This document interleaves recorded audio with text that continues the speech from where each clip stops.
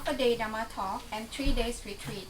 After that, we will arrange to visit Borobudur and visit Ejo. We hope to have this invaluable chance and looking forward for the good news so we can make the preparation. I am sorry I cannot accept the invitation because I am an undocumented person. Work for me, and I just prefer not to travel anymore. So I can only give Dhamma talk. Okay. Question number 2. From Singapore, brought awareness of the breath feeling in our body. Does this mean that we should focus our attention on two objects, which is the breath at the nose tip and broad awareness of breath within the body? I think you should only focus on one thing. At the tip of the nose will be better because you want to unify the mind into becoming one. If you have the mind go to separate locations, then the mind will not be unified. The mind will not come to full, complete calm. Can you share a simile on how to balance these meditation objects? A. Is it like a magnifying glass where we focus exclusively on the breath and alternate with awareness of breath in body?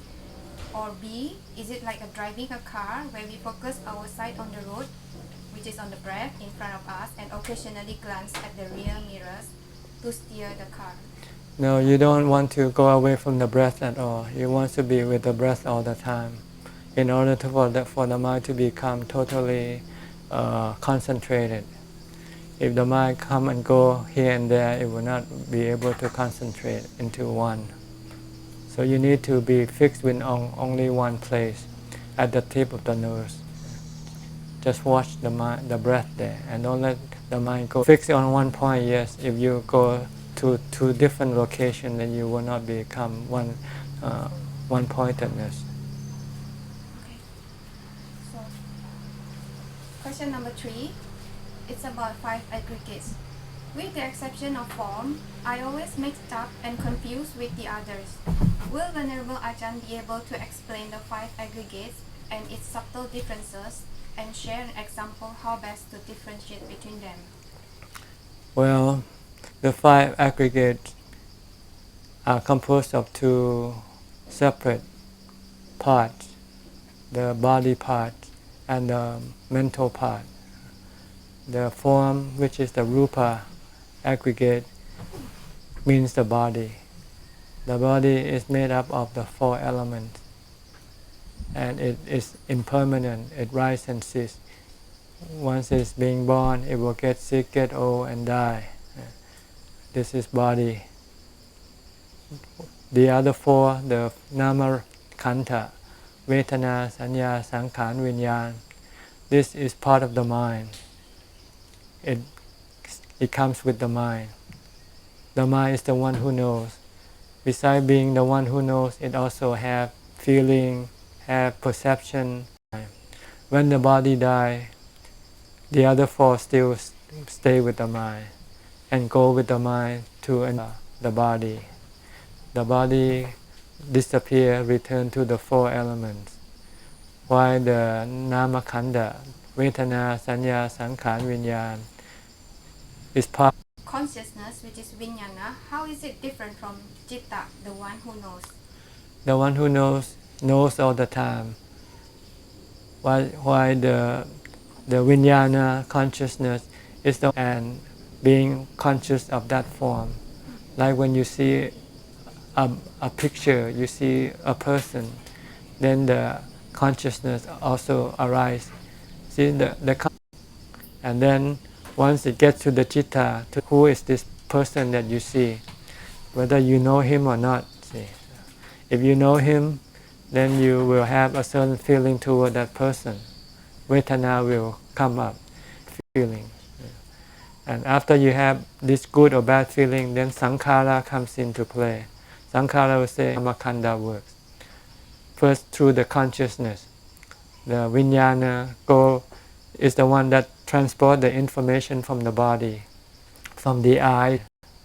The body see a picture, the body send this picture to the mind by bank. Whether this picture we have, first you have Vinyan, then you have Sanya, then you have Vedana, then you say hello to him. If you know that they work as a team, you hear something, you already all the other everything comes into play right away. The feeling, the Sanya is the Vinyana, the consciousness that pick up the information that the bodies pick up from Sanya comes and take it to the mind, and not Sanya, Vinyana. Try to figure out what kind of picture, what kind of sound, good or bad. Once it knows whether it's good or bad, then it has feeling. If it's good, you have good feeling. If it's bad, you have bad feeling. If it's neutral, you have neutral feeling. And once you have this feeling, then you have sankhara. Start thinking, what should I do with this? Should I run away or should I welcome it? So this is how the five khandha works together. You need the body to be the thing that pick up all the information, the receptor, like the camera and the microphone. The camera picks up the picture, the microphone pick up the sound, then it's sent to the mind to process through perception, through sanya. If it's a picture you have never seen before, then you don't know whether it's good or bad. Then you don't have bad or good feeling, you just have neutral feeling. Then you have to think, what should I do? Should I go after it or should I just leave it alone? So this is how the five khandha works. And the citta is just the one that knows. That knows everything. And then in the citta there is another thing. Then once it sees something it likes, then the lopa comes into play. The desire comes into play. When you see something you like, then you tell sankhara, go get it. Then this is lopa. See? If you see something you don't like, then you tell sankhara, get rid of it. Yeah. This is the opposite of lopa. So that's Dosa. the work of the citta. That's the work of the That's citta. the work of citta.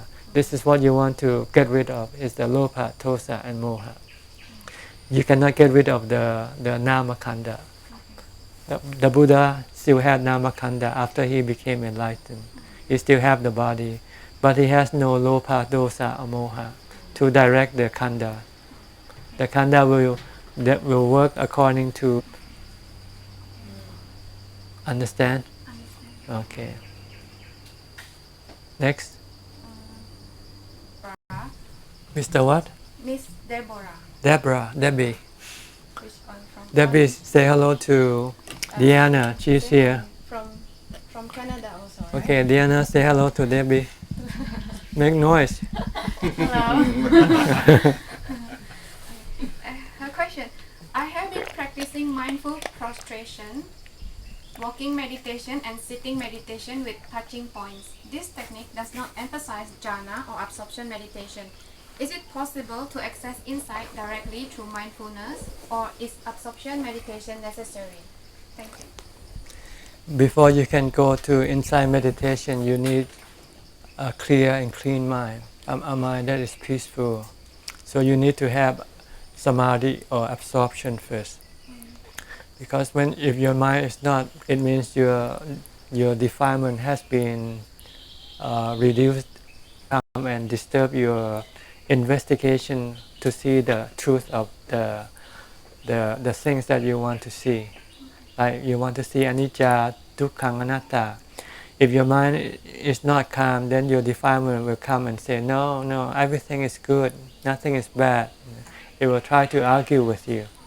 But if you have samadhi, then this argument will not be there. Having samadhi or absorption. Once you have this, then you can look at things as they are, not as what your defilement wants to look. Your defilement wants to see everything as nice and good. Yeah. But the truth is everything is not nice and good. But we cannot see that until it happens. See? Like when you have to have a boyfriend or a girlfriend, you think, oh, it's not so good anymore. See? So it's better to subjugate the defilement first before you can develop insight meditation.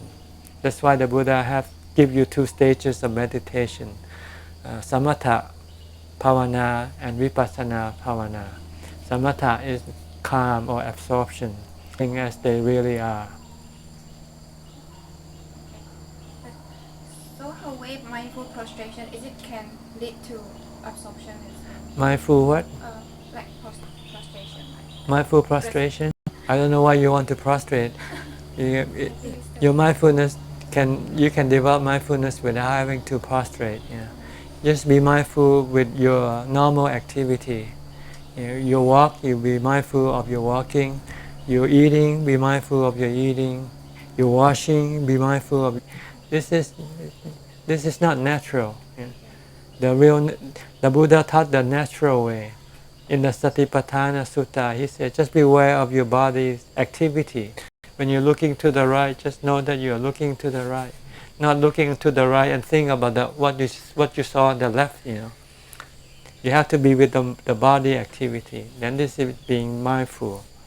Then you can then control your mind. Eventually you're going to have to sit down and meditate using anapanasati. Watch your breath. And then fix your attention at one point. That's the only way that the mind will become totally absorbed, become one. Question number 6. There is a feeling of well-being but also confusion to what happened.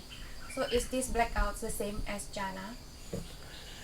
When you enter into jhana, you disconnect from the body, see.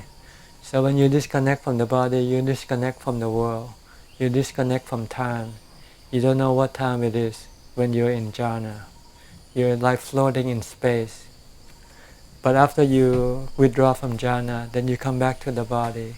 Then you come back to the world of the body. You look at the clock and say, gee, 2 hours already passed, Sometimes something like that.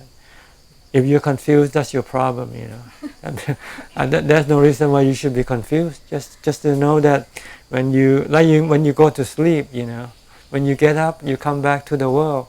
When you sleep, you go to another world. You go into the spiritual world when you go to sleep. When you wake up, you come back to the physical world. It's the same way with meditation. When you meditate, you go into the spiritual world.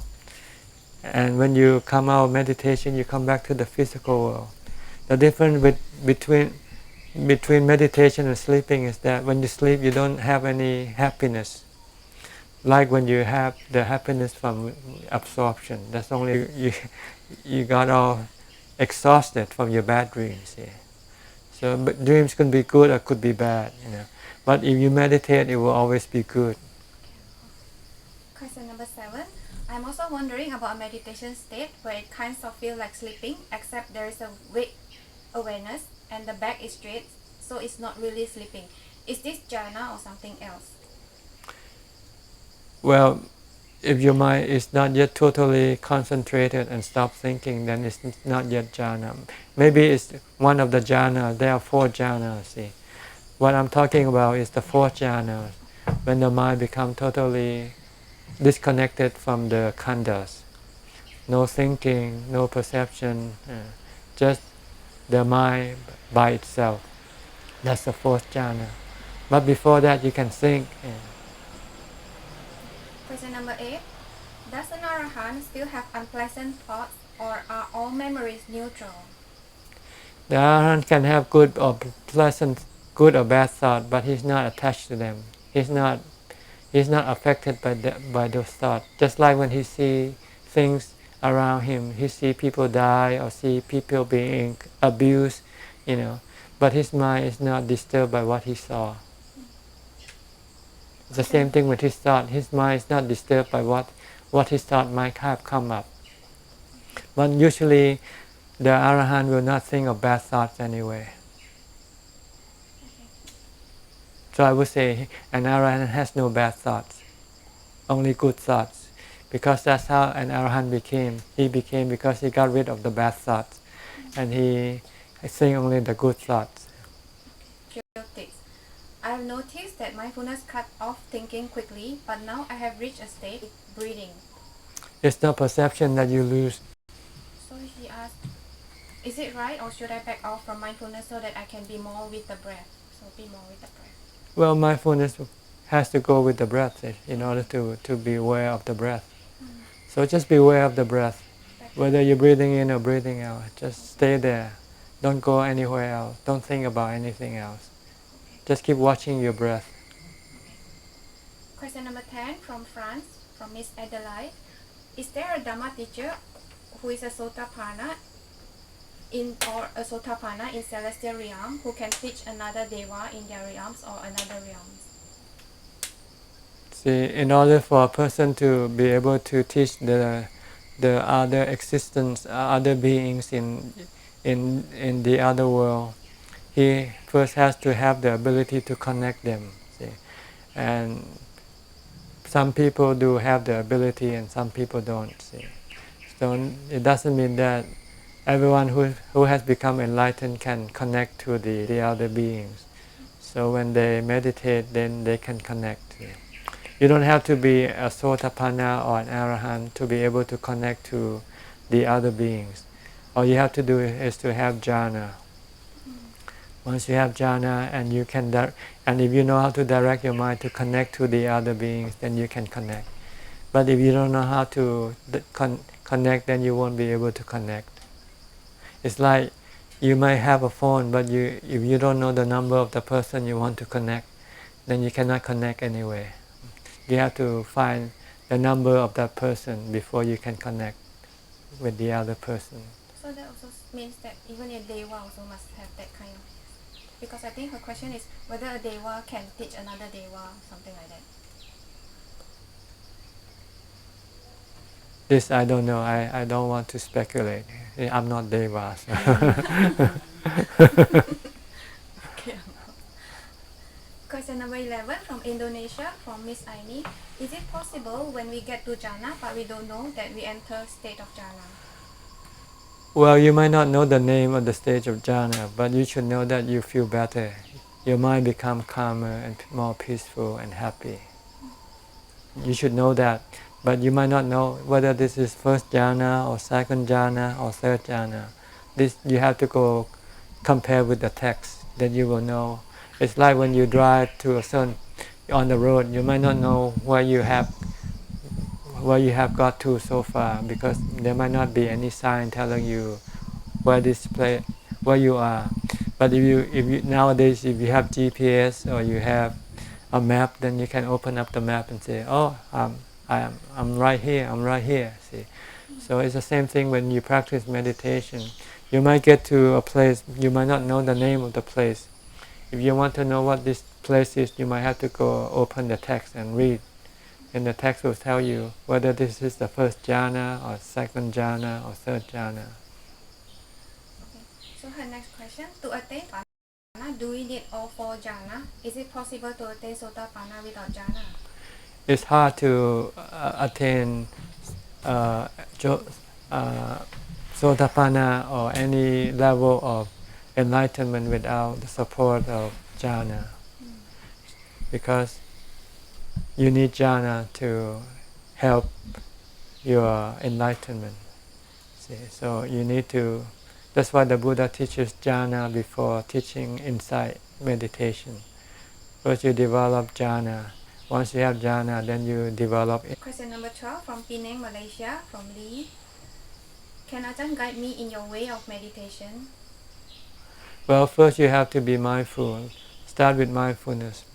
Be mindful from the only when you have to, because as a lay person you still have to work. But you want to eliminate all the other things that you don't have to think about. Like when you get up, just concentrate on your body thing. Just watch your body. If you're washing your face, just watch it. You're taking a shower, just watch it. You're dressing up, just watch it. Don't do two things at the same time. Sit or stand and then think mindfully. Think only about the things that you have to think about. After you have finished thinking, then you stop. Then you come back and watch your body again. Keep doing this. Then your mind will not roam around. Your mind will not go here and there. Because when you meditate, then you will not go think about other things. And when you can do this, your mind can become calm, become absorbed very quickly. And you will find peace and happiness from this absorption. And then you can then use wisdom to eliminate your desire, because you have something better than what you desire. You need things because you are not happy, because your mind is not absorbed. But once your mind is absorbed, then you don't want to have anything, because it's problematic. When you have something, when you have to go get something, it's problematic. And when you have it, you have to take care of it. And when you lose it, then you become sad again. So your desire this way, by seeing that it's more hurtful than more helpful to have to do what your desire tells you to do. But if you have no absorption, no happiness from absorption, then you have to be like. Question number 13. When I use the word Butto as the object of meditation, do I have to follow Butto with my in-breath and the out-breath? No, just use the word itself. Don't forget about on Butto, reciting Butto. If you want to use the breath, then just focus on the tip of the nose. Question number 14 from Colombo, Sri Lanka, from Miss. I would appreciate it very much if you could explain how the mind of an Arahant after his passing away can exist and in what form.